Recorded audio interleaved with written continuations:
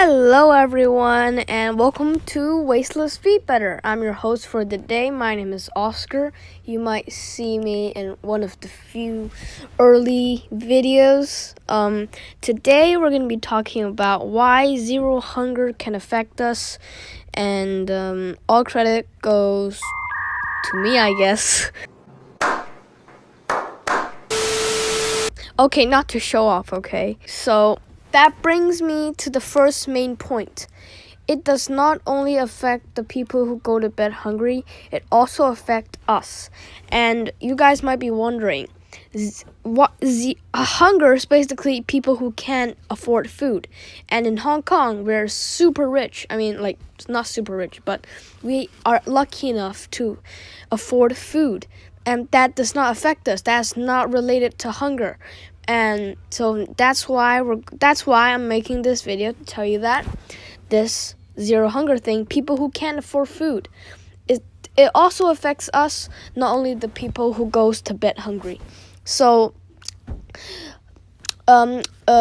very less of the population, if they can't get food, maybe sometimes people can't think through it. They can't think of new ways to survive, so they must use brutal or force or anything to get what they wanted, like food. For example, stealing from people. Oops, sorry guys. Scamming or robbery, and it could happen to one of you guys. I know it's the least of the population, but it is possible. It could happen to you guys, so you guys must watch out. It can backfire. And the second main point, if that does not happen to you, the environment can also get bad and can also backfire on you as well. So cooking definitely needs. We all eat food. Food all needs to get cooked. Maybe you're watching this in some sort of islands and you can't get fire for some reason. You can't cook, but okay. So basically, all food need to be cooked, and we all eat food that is cooked. If not, then there'll be lots of bacteria and we might get sick, and very, very sick. So all cooking creates carbon dioxide. That's what the smoke is. And carbon dioxide creates greenhouse gases. Now, you might have heard one of these in grade 5 or something. But greenhouse gases is basically a type of source that help the sun trap heat. The earth trap heat from the sun. And that is a very good thing. When it's cold, maybe greenhouse gases can do that. But as we all know, we can't control the weather and we can't control greenhouse gases. And so now there's so many carbon dioxide in the world, and there's so many greenhouse gases. So the earth is literally just trapping heat nonstop, and that's going to be too hot for the earth, which creates global warming. Now, I'm sure you guys all know what global warming is.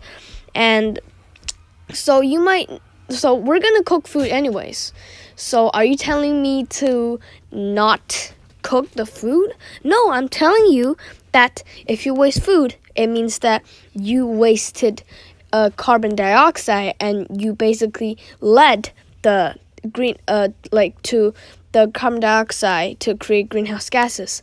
And so we have to value food and not get any carbon dioxide that is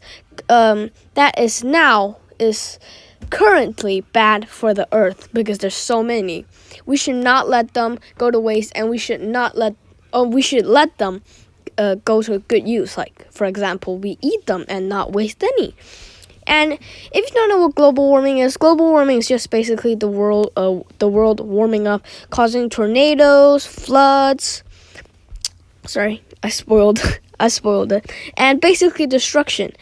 And now that leads us to my last point. This is a very short video, guys. How can we act towards it? Well, there's many ways to act towards it. If there's no way to act towards it, I won't be even making this video because there's just no point of trying. So you can, if you're a beginner, you just don't really care, and if you watch this video you're like, oh, this guy inspired me, you can maybe start with yourself. You can eat all your food, or if you are a little bit wanted to do something more, you can do something with your family, because now after COVID-19 we can't go out.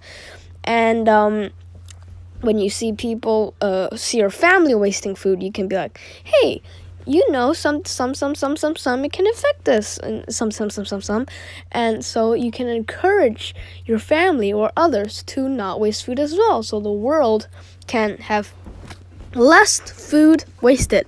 And if you're feeling like a level 2, you might go out there, volunteer, or donate to some food banks, volunteer for food rescues, or, you know, create your own organizations or something. Or you can simply, if you see people wasting food outside, you can just tell them to stop. And if you're at the top level, you want to say, I just wanted to stop this completely. I just want to max out every way that I wanted that can possibly be a